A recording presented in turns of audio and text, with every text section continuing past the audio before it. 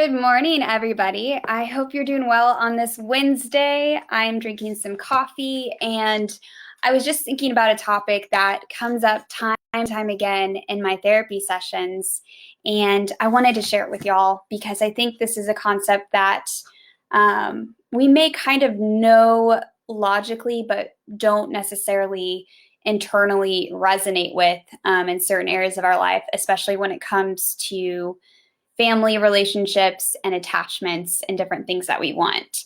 Generally speaking, I wanted to talk about the cognitive distortion of believing that life is fair.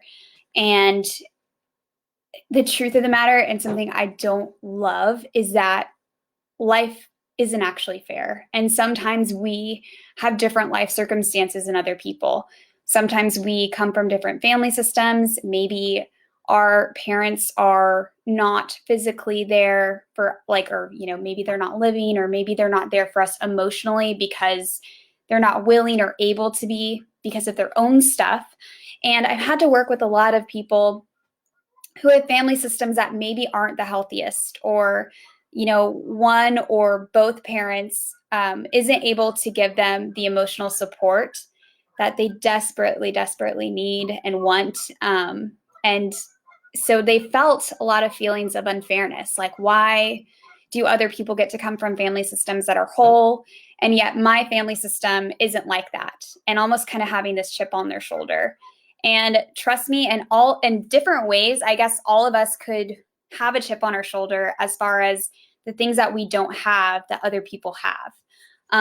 But I found that once we're actually able to grieve that, because I want to make sure that people understand, I know that that sucks. And I'm not saying it's not something that isn't hurtful or doesn't affect us in any way. But the more that we hold on to this idea that people should be a certain way, or my parents were supposed to be this way, the less that we're actually able to be empowered and move forward with our lives, because we kind of get stuck in that, like, this is how things should have been.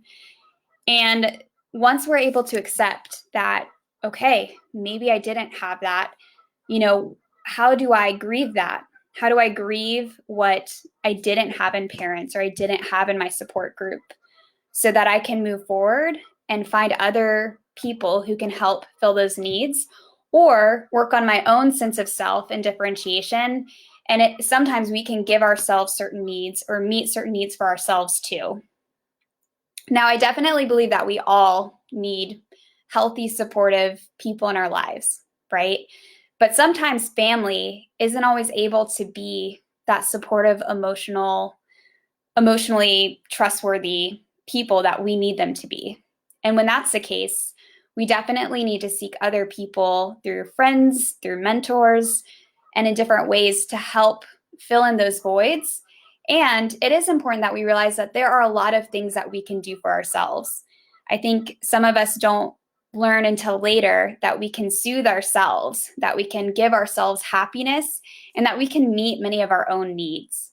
And in fact, part of us growing in emotional maturity is learning different ways that we can meet our needs and still be in relationship with other people. So it's a both and thing. It's not like a, hey, I'm going to do everything on my own sort of mentality, but it's also not a, hey, I need people to do things for me, or I need them in my life to actually soothe or deal with my anxiety, or to move forward with any emotional health issue that I'm struggling with.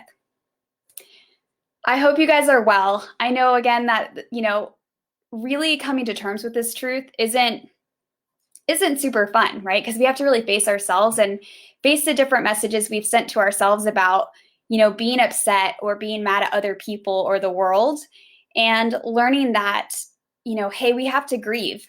We have to grieve maybe what we didn't get that other people did get, and then figure out different ways that we can give those things to ourselves, right? And I know that's not always easy. I know it firsthand, because there have been different things in my own life that I've had to grieve and move forward from, right? And there are ways that I will still grieve different events or different things, and that's okay too. But the whole point of this is to understand that it's okay if you were given a different lot in life than maybe other people. And more often than not, we're actually not alone. There are many people that maybe didn't have the most emotionally healthy family systems. And it's important to remember that even with that, we can still have really healthy relationships in the future. We can still be successful. We can still do awesome things. And I totally believe in you. So hope you guys have a wonderful Wednesday. I will check in with you tomorrow. Whoop, my computer's doing this weird funky thing right now. So, okay, let's see if I can actually. All right, I'll see you guys tomorrow.